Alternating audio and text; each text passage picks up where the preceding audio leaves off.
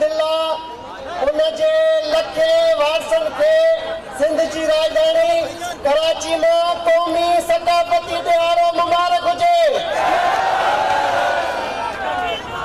महबूब अब्बासी साहब एकता सत्य जंहिंजो असांजो ख्याल हिकिड़ो ई आहे त सॼी ताक़त जो मर्कज़ शहर कराची हुजे।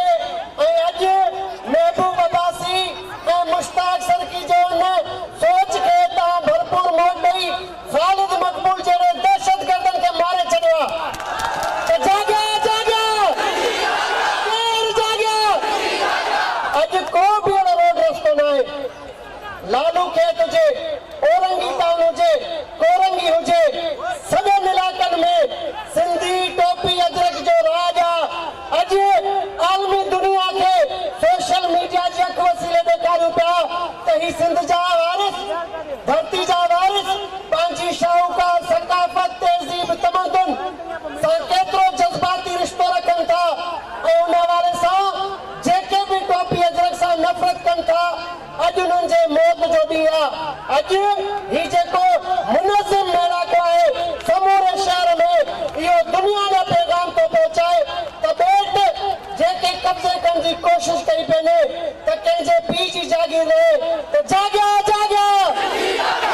ऐं जेके कराची खे अलॻि मां जो ॾाज सम्झी चवनि था त अलॻि कंदासीं, जेको रुसे थो कराची अलॻि कंदासीं त कराची अलॻि थियणु ॾींदो?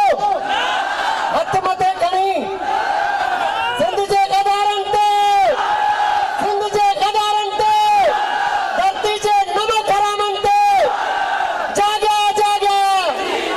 त महबूब अब्बासी साहब तव्हांजो जेको सोच जो मावर आहे, जेको पिंडाल जो हंधु आहे, इहा क्रिएटिविटी तव्हांजी जेका आहे, तव्हांजे कामयाब मेड़ाके ते करोड़े मुबारकूं तव्हांखे।